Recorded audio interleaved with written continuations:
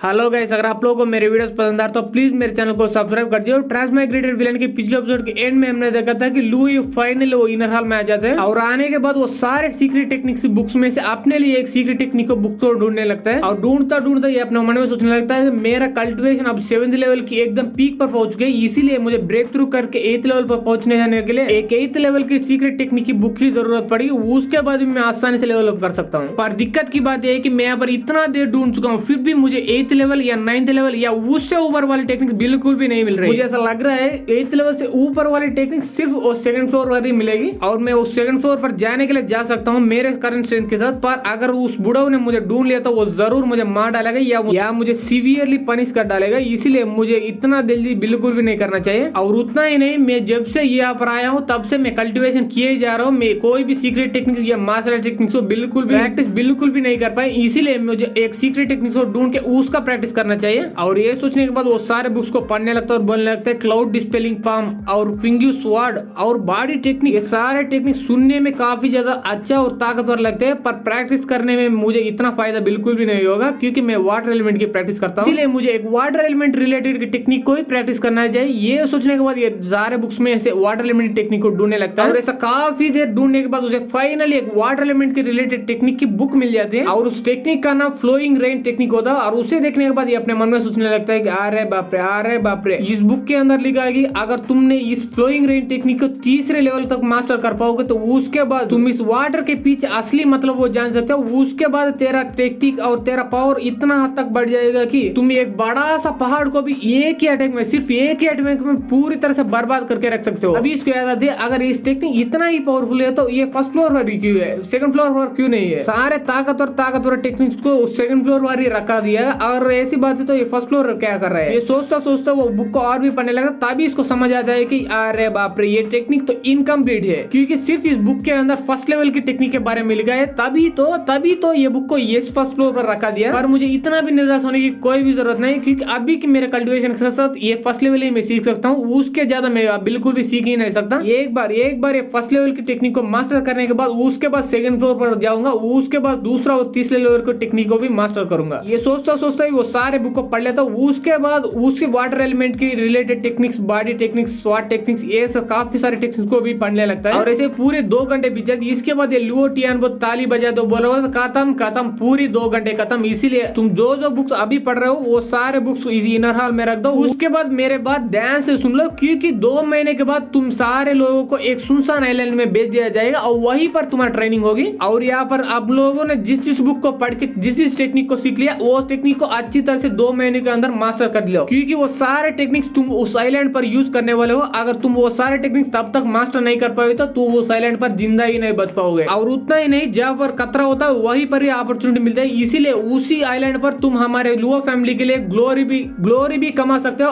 अगर तूने अच्छी तरह से परफॉर्मेंस उस आइलैंड पर दिया तो। और ये सारे बात सुनने के बाद लुई अपने मन में सोचने लगते हैं 2 महीने के बाद वो आइलैंड पर ट्रेनिंग करना वो तो ठीक लग रहा है, पर आइलैंड पर जाने के बाद हमारे लुओ फैमिली के लिए ग्लोरी कैसे कमा सकते हैं? क्या वहां पर कोई कॉम्पिटिशन चल रहा है क्या? उसमें जीतने के बाद हमारे लुओ फैमिली के लिए ग्लोरी आता है क्या? चाहे जो भी हो, वो 2 महीने के अंदर मुझे इतना स्ट्रांग बनाना है कि उसके बाद मैं उस आइलैंड पे आसानी से बच सकता हूँ और मुझे वो आइलैंड पर जाने के बाद कोई ग्लोरी वोली बिल्कुल भी नहीं जीतना, मुझे सिर्फ जिंदा वापस आना है। और इसके बाद वो सारे लोग वहां से चले जाते हैं, हमारा लुई कहीं पर आ जाता है, वहां पर काफी सारे नौकर होते हैं और बोलने लगते हैं ग्रीटिंग यंग मास्टर लुई। और तभी उसी घर के अंदर से लियांग और आनसुन दोनों बाहर आ जाते हैं। तब आनसुन बोलने लगता है फाइनली यंग मास्टर लुई आप फाइनली यहाँ पर आ चुके हैं, अब से ये हेवन बर्निंग कोर्टयार्ड आपका ही घर है क्योंकि आपने उस टेस्ट में पास कर दिया और इनर हॉल में एंटर कर दिया। उसके बाद आपको इतना अच्छा पैलेस दिया गया है वो हमारा लुओ फैमिली ने। उतने में लुई के पीछे वो बिंगियोन आ जाते हैं और बोलने लगते हैं लुई मेरे कजिन तुझे कंग्रेचुलेशन उस जॉब से इस हेवन बर्निंग कोर्टयार्ड पर ट्रांसफर करने के लिए। ये सुनने के बाद लुई बोलने लगता है आपका शुक्रिया सिस्टर बिंगियोन, अगर आप चाहते हो तो अंदर आकर बैठ के बात करेंगे। ये सुनने के बाद बिंगियोन कहते हैं हाँ बात करेंगे, पर उससे पहले मैं तुझे एक इन्फॉर्मेशन बताना चाहता हूँ। ये हेवन बर्निंग कोर्टयार्ड काफी अच्छी पैलेस है और हमारे 16 बंदों में से इतना अच्छे पैलेस किसी भी नहीं दिया गया, तो इसीलिए अक्सर मैं तुम्हारे पैलेस के यहाँ आता ही रहूंगा और मेरा वेलकम करते रहना तुम। ये सुनने के बाद लुई तुरंत ही बोलने लगता है कि सिस्टर बिंगियोन अगर आप चाहते हो तो ये बर्निंग पैलेस को आपके पैलेस के साथ मैं एक्सचेंज कर सकता हूँ, तुम यहाँ पर रह सकते हो और मैं आपकी पैलेस पर रहूंगा और इसके बारे में आपका ख्याल क्या है? ये सुनने के बाद बिंगियोन बोलने लगता है नहीं इसकी जरूरत कोई भी नहीं है क्योंकि मैं इतना प्यार को बिल्कुल भी अफोर्ड नहीं कर सकता। और ऐसा बातें करते करते वो अंदर की तरफ जाने लगते। तभी बिंगुन पूछती है कि मैंने काफी सारे टेक्निक्स को चूज किया उस इनर हॉल में, और तूने किस किस तरह के टेक्निक्स को चूज किया। ये सुनने के बाद लुई तुरंत ही जवाब देने लगता है, मैंने काफी सारे टेक्निक्स को पढ़ा तो था, पर और वो सारे टेक्निक्स में से मुझे एक ही टेक्निक सबसे अच्छा पसंद है, और वो एक शॉर्ट टेक्निक है और उसका नाम फ्लोइंग रेन टेक्निक है। ये सुनने के बाद बिंगुन बोलने लगता है, ओ तो ऐसी बात है, तुमने एक शॉर्ट टेक्निक को चूज किया। अगर ऐसी बात है तो तुझे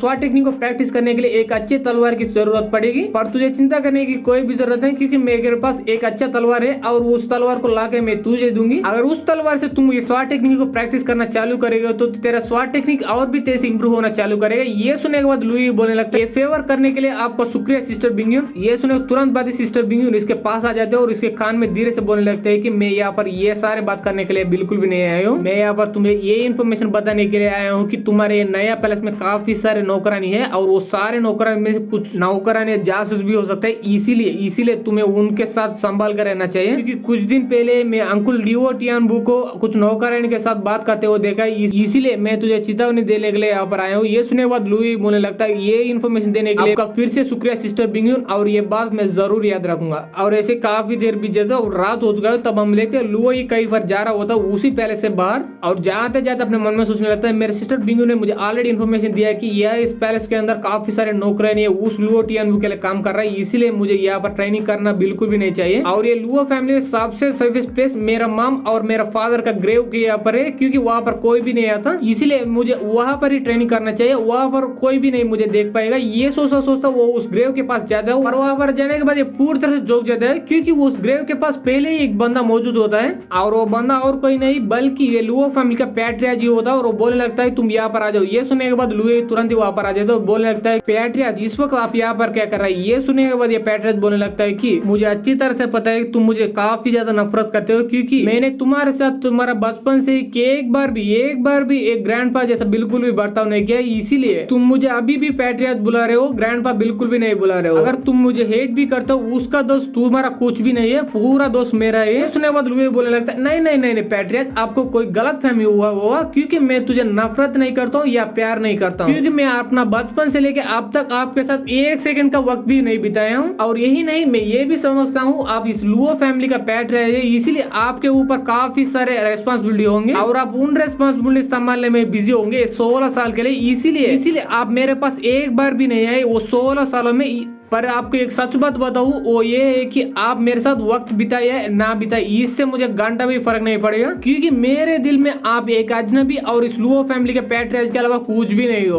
और ये सारे बात सुनने के बाद पैट्रियार्च को अच्छी तरह समझ आने लगती है कि लुई इसको कितना नफरत करता है, इसीलिए वो अपने शर्ट के अंदर से बुक निकालता है और लुई को देते बोल रहा होता है कि चाहे जो भी हो, तुम्हारे अंदर हमारे लुओ फैमिली का खून ही दौड़ रहा है, इसीलिए ये बुक लो, और उसके बाद वो प्रैक्टिस करके और भी स्ट्रांग बन के हमारे लुओ फैमिली के अच्छे काम करो। ये बुक देने के अलावा तुम्हारे ग्रैंडपा तेरे लिए कुछ भी नहीं कर सकता। ये बोल के वो उस बुक को उसके हाथ में रख लेता है। उसे देखने के बाद ये पूरी तरह से चौंक जाता है और सोचने लगता है कि ये बुक के अंदर तो डाइटल डिटर्मिनेशन स्टेज के 8th लेवल से लेकर 10th लेवल का ब्रेक थ्रू करने का तरीका लिखा हुआ है। ये सोच ही रहा था, तभी वो पैट्रियार्च बोलने लगता है, मुझे बिल्कुल भी नहीं पता कि तू अपना कल्टिवेशन को कैसे कम करके उस मीटिंग में 5th लेवल को दिखाया है, पर तुम्हारे लिए यही अच्छा होगा कि जब तक तुम इस लुओ फैमिली अंदर हो तब तक तुम उस टेक्निक को हमेशा यूज करते रहो ना, और ये तुम्हारे लेवल को ऐसे ही चुपाते रहना। ये बोल के वो बुढ़ा वहां से चले जाता, और जाते वो देखकर ये अपने मन में सोचने लगता, अरे बाप रे, इस बुढ़ा को कैसे पता मेरे असली लेवल के बारे में। मुझे लगा था कि मेरे उस टेक्निक की वजह से मैं सभी से उसको बारे में छुपा चुका हूँ, पर इस बुढ़ा को आसानी से पता चल गया, तो तभी तो ये हमारे लुओ फैमिली का पैट्रियार्च बना रहा है इतना सालों से। और गाइस, इसी के साथ हमारी ये वीडियो खत्म हो जाता है। वीडियो अच्छी लगी तो लाइक कर दे, सब्सक्राइब कर दे, शेयर कर दे, and thanks for watching guys.